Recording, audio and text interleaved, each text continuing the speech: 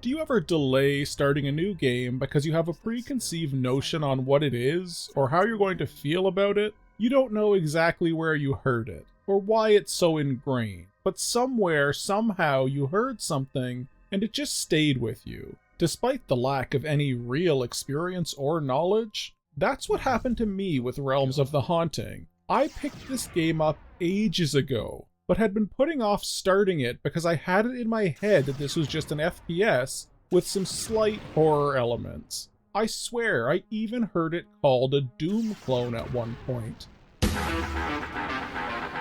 And I mean, I like FPS games, and I love Doom, but I just wanted something more narrative, so I kept putting this one off. Now, by this point, anyone who hasn't played this probably wonders what I'm going on about, while those that have played are shaking their heads at me with utter disappointment, maybe even contempt. I deserve it. Realms of the Haunting is not, despite my seemingly unfounded preconceptions, an FPS. It's certainly in a first-person perspective, and definitely has FPS elements, but being an FPS is probably the last thing I would describe this game as. The game is much more a horror adventure, with a great emphasis on atmosphere, point-and-click puzzle solving, and a massive amount of FMV and storytelling. That's right, fellow FMV lovers. This is another title for you. I can't seem to find a consensus on an exact number here, but online sources seem to peg the game at somewhere around 2 hours of FMV all in all. Considering the whole game took me 8 or 9 hours, 2 hours of that being fully acted FMV is pretty damn impressive. The game has enough cutscenes to put the average JRPG to shame, and it's all acted out with the endearing B-tier quality I've come to expect from 90s FMV. I hope you'll join me as I dispel my prejudices and delve into this cult classic. Our battle against the powers of evil starts now. Bring popcorn.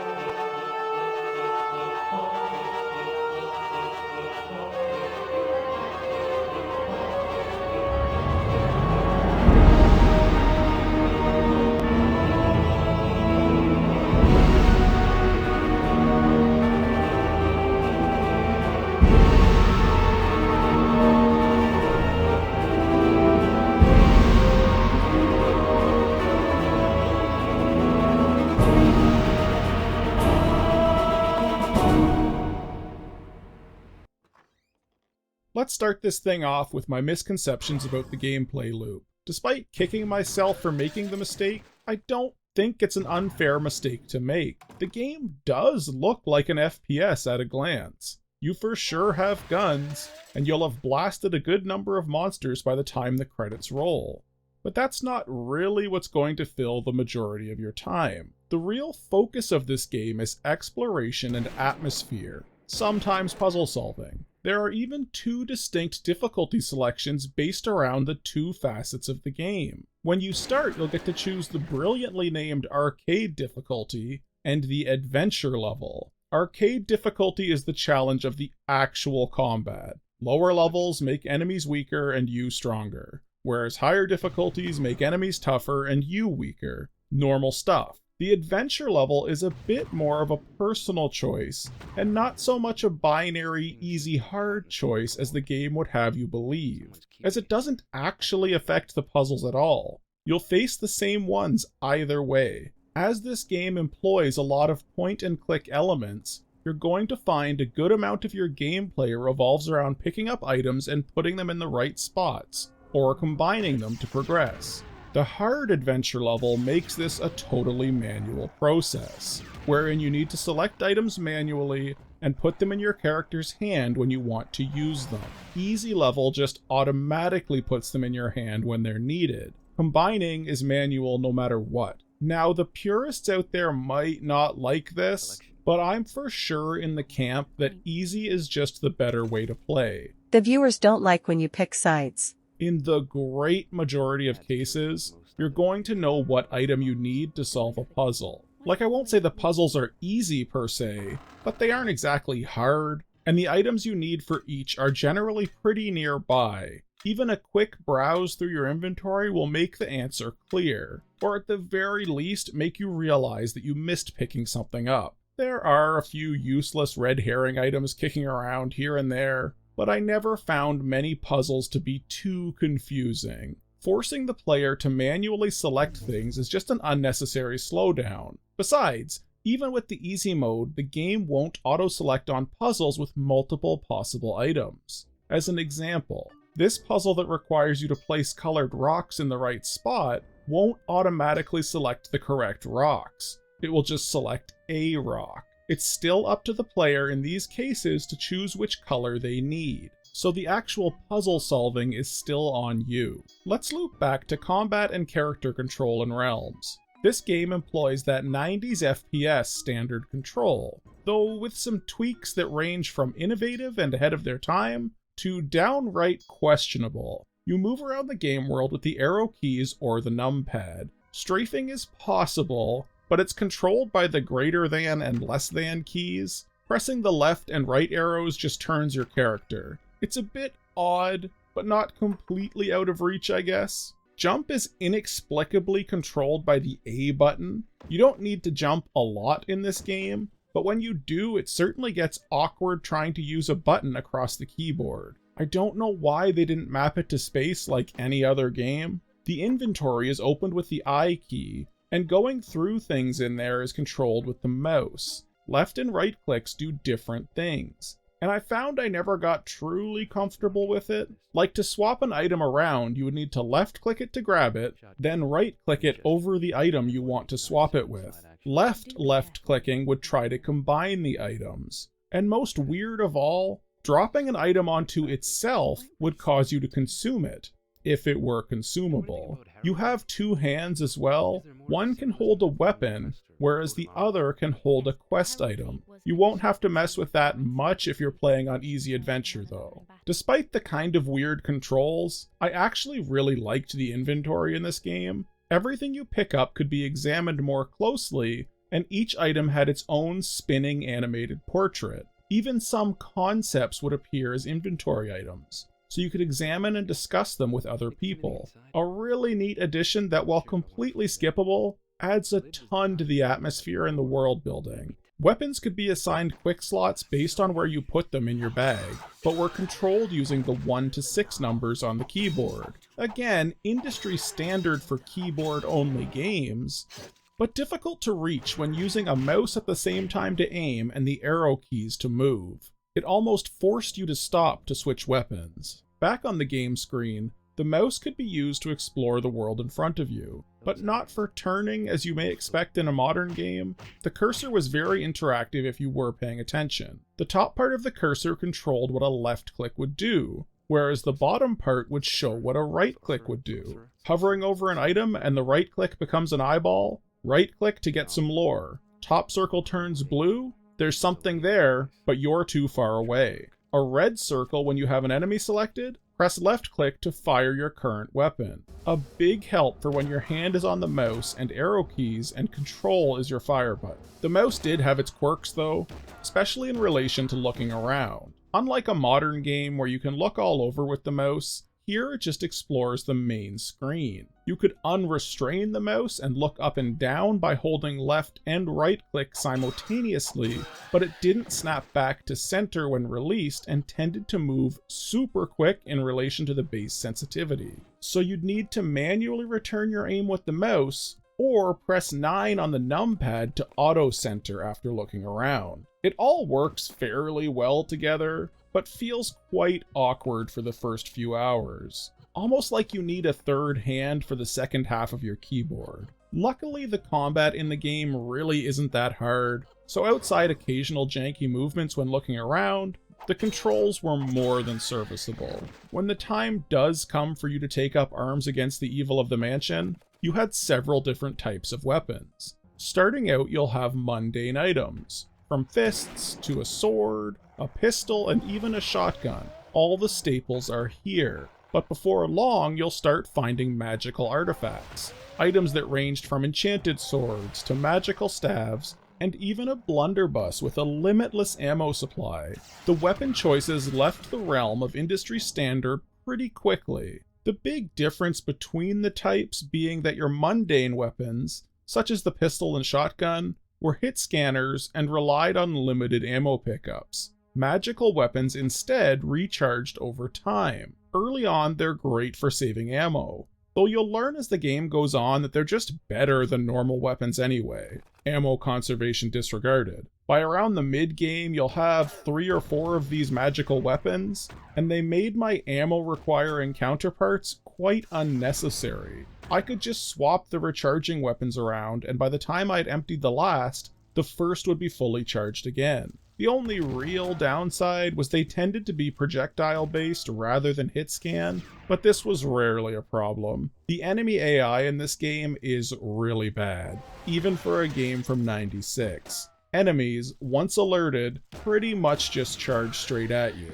If they have a ranged attack, expect them to use it while they close distance. It never gets more in-depth than that. They'll even walk off cliffs to their doom in their single-minded pursuit. Despite the fairly limited combat, the game did create a pretty good atmosphere, with some of the darker and drearier areas being downright spooky.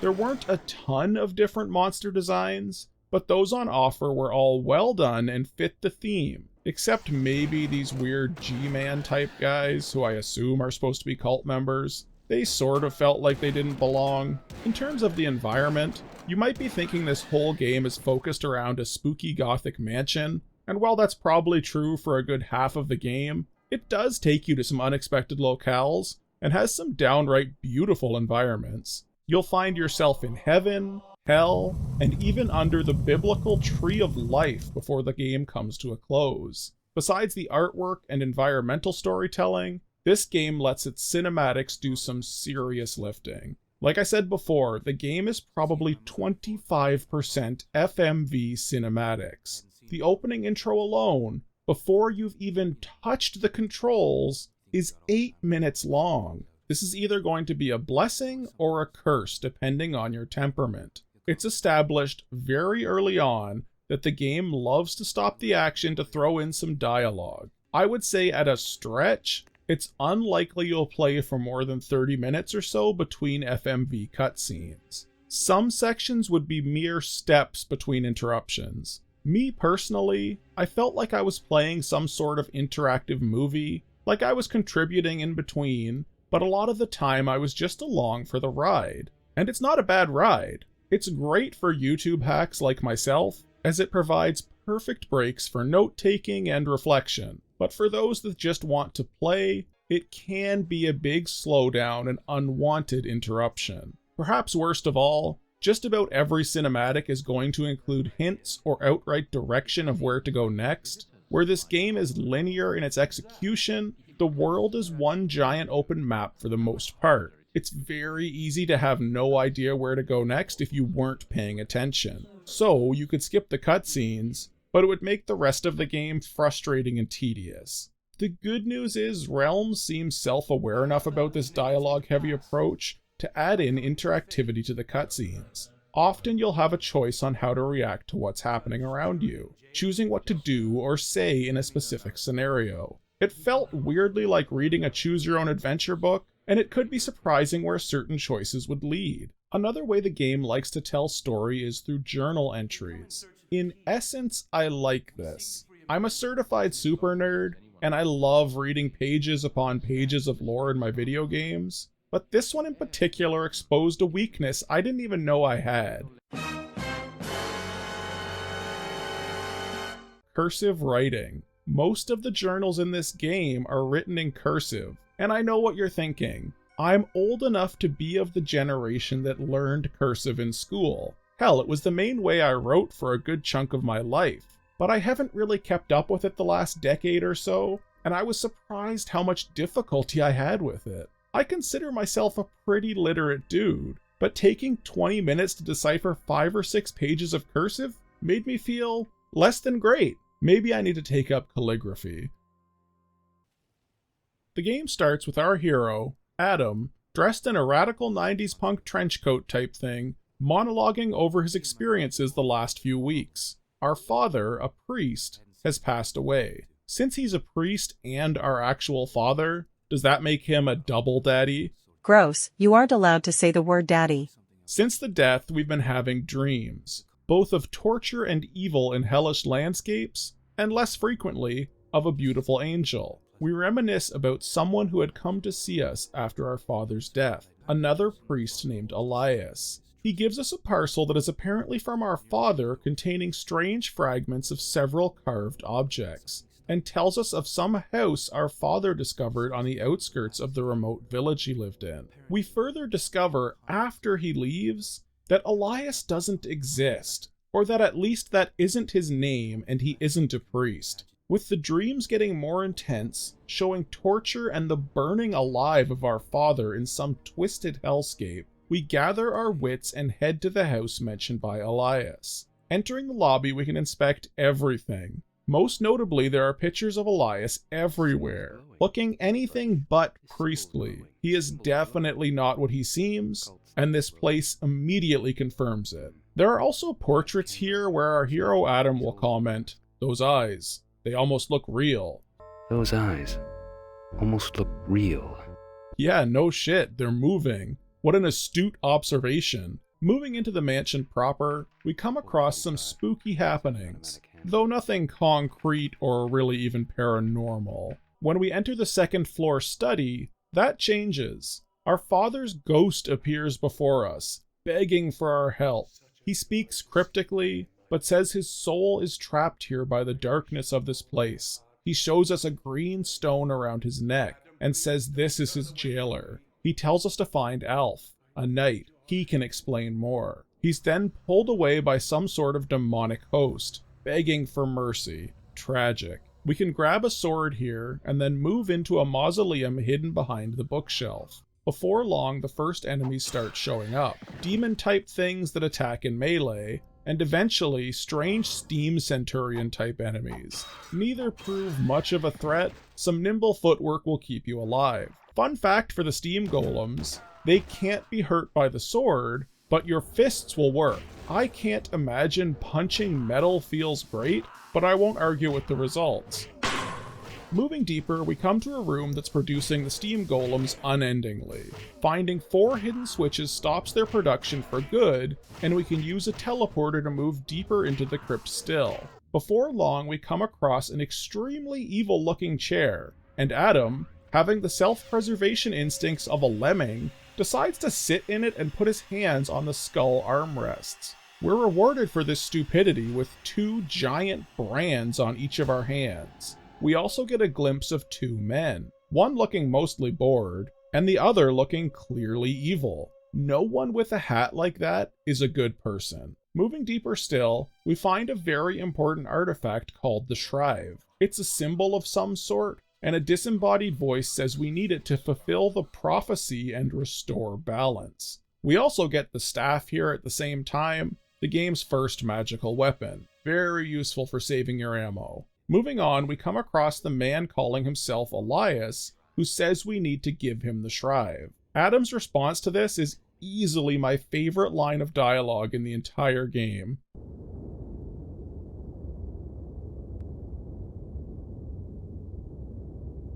Blow it up your ass.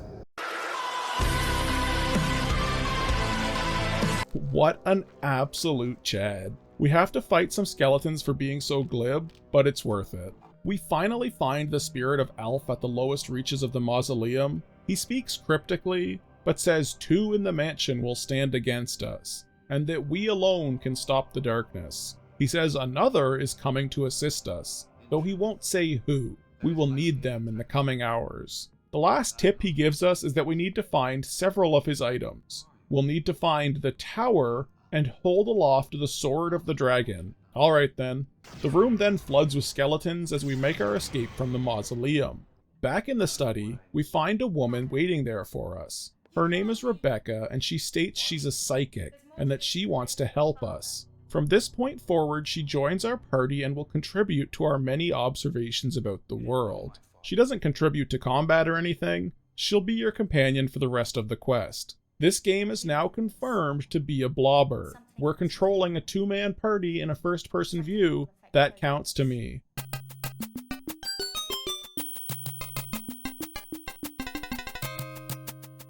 Hey you! I'm taking your money! You won't get my money without a fight.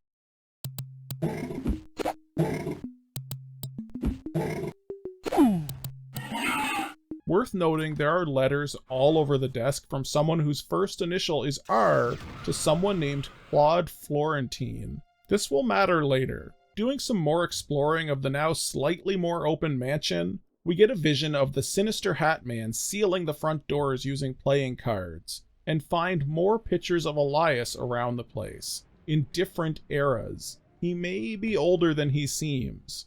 Eventually we find our way through a strange teleporter and enter an Egyptian temple sort of thing. Here we meet Gnarl, a Time Lord of some type or another. He tests us and then gives us 2 masks that will allow us to travel into the tower, hinting that this tower is not so much a structure as much as it is a conveyance between the realms. We immediately don the masks and get sent to the strange realm of the tower. Here we meet Raphael, a supernatural being of some sort who calls himself the Guide and the Last Gardener of the tower. He explains there are 4 realms that can be reached through this tower. The first is Helid, or Earth, where we're from. The second, Raquia, is the realm of spirit. Third, Aqua, realm of the divine. And finally, Sheol, the abode of hell. We're going to visit all of them, eventually. But each is locked with some sort of artifact, and for now, all we can do is use the tower to access a different teleporter back in the house. Using this new path, we're able to make it to a natural cave formation below the house. Here, we hear the voice of one yet unknown. They're imprisoned here and don't provide much real information, but mention something about a soul stone and that they're here to ward the holy place. Next is a maze through darkness that ends with an offering to a demon. The reward for our perseverance is finding the dormitory and observatory of one Claude Florentine. Aside from picking up his staff, a powerful weapon, we also find his journal here. The journal mentions that he is the head of an evil cult called the Temple of the Morning Star. Their purpose is to break the seals and unleash the One Power. Spoiler alert. The One Power is Satan. These are not good dudes. There is a ton of lore dump in his book, but most notably it seems the cult is at least several hundred years old, and its leader has not changed in that time. If it's not clear by now,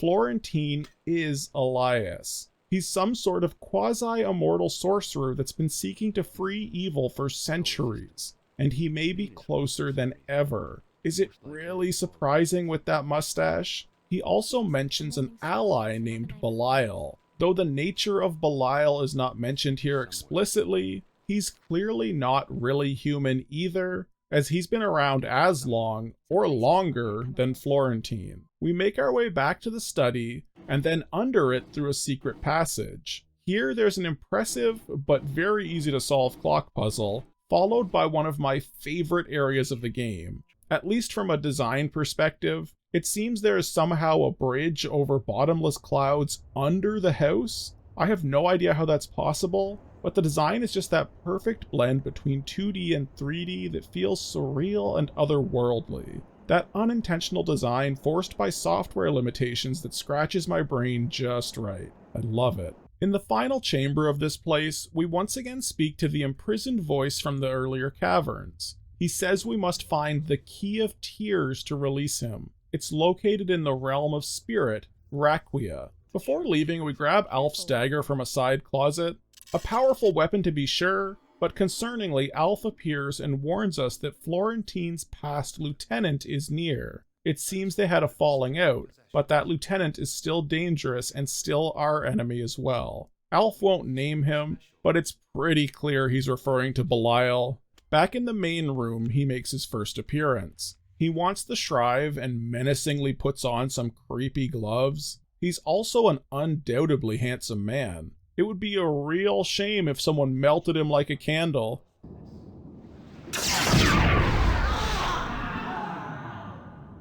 What a shame. With more of the mansion open now, we eventually stumble into a fiery temple and find the Hat Man stealing a green crystal before scurrying off. We grab one as well, and then make our way through the tower and into Aqua. Aqua is neat and a huge departure from the game thus far. We leave the dark, cramped environs of the mansion and enter into lush green gardens with blue skies. After wandering for a time, we meet some sort of wisp spirit. Hey, listen! He says we can have the key only if we can pass his test. We must get it without waking him. What this means becomes a little bit more clear as we progress. First, we need to traverse a giant hedge maze. Not just making it through, but ensuring that you recover all the weird objects spread throughout it. Most interestingly, we get a jeweled haunch that we'll use to distract a beast guarding a great white castle. Once inside, we need to traverse yet another maze to find a clock room. The goal is to platform across,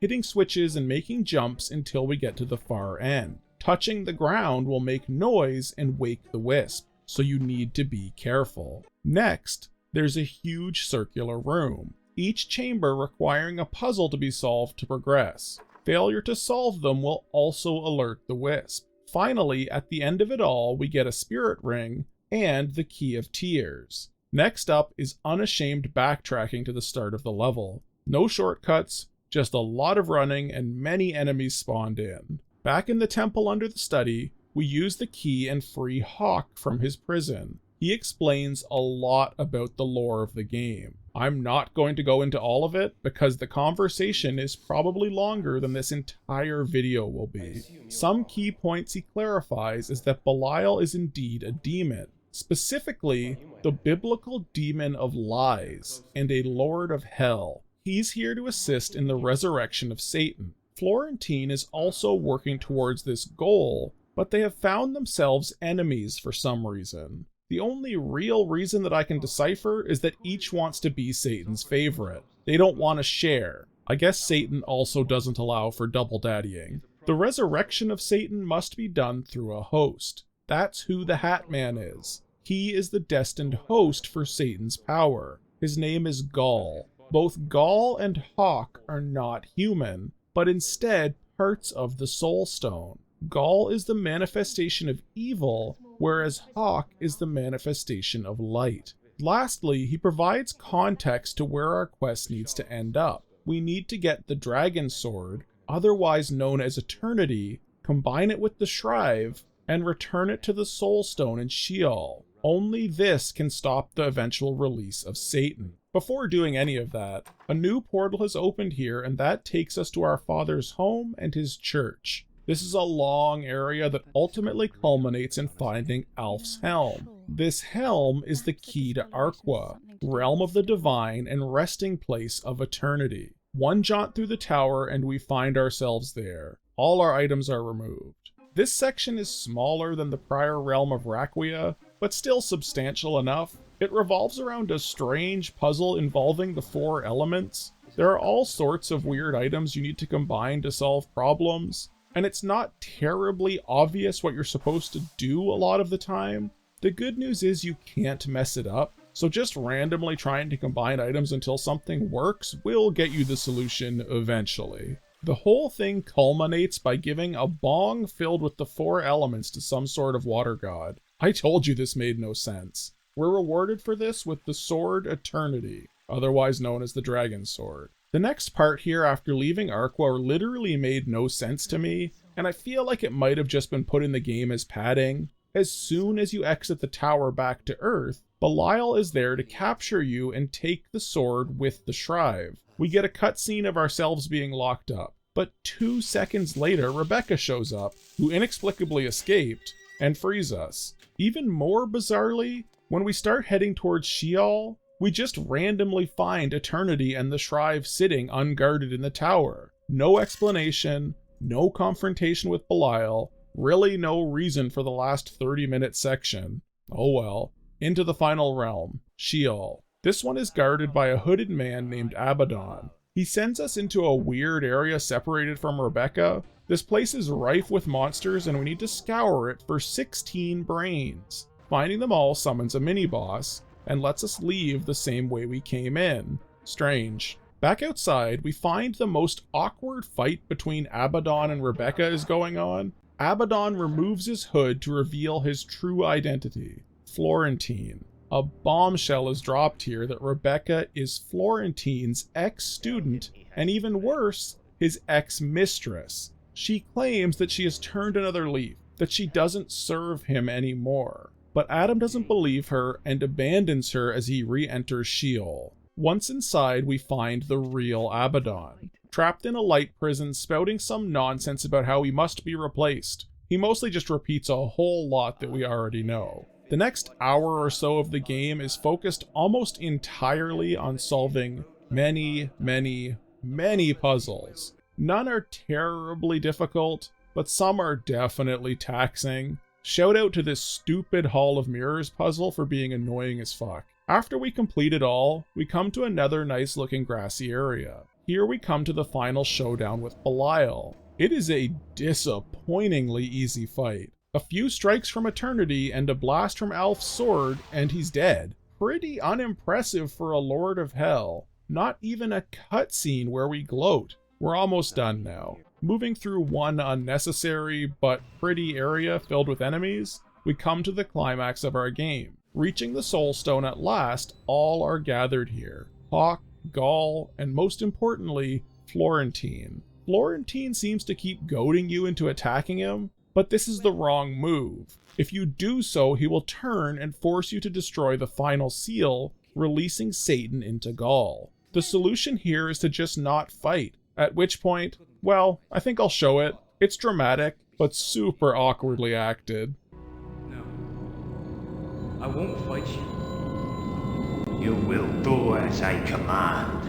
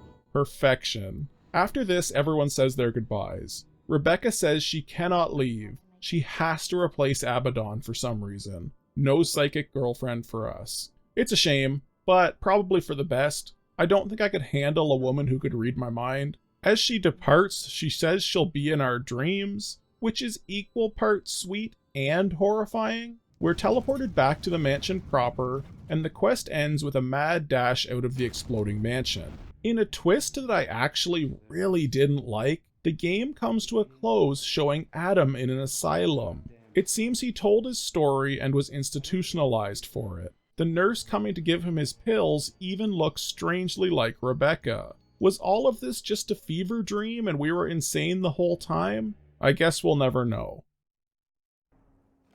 I am someone who has been playing video games since before I could even read. No joke, I learned to read playing Monkey Island. I needed to learn so I could win the duels. Despite this, like many people in my generation, I didn't have a huge variety of games. I had a few favorites and played them ad nauseum. I think one of the greatest things about this channel for me has been expanding my horizons. Trying things I either didn't try because I just didn't know they existed, or because I'd made a misjudgment on them based on my own ignorance. Realms falls squarely into that second category. I've known of this game for ages, but because I had it in my head that it was just a Doom clone with silly FMV, I never got around to playing it. As a result, I robbed myself of what may be one of the more unique games I've experienced in recent memory, which is saying something with all the crazy good titles we've played through recently.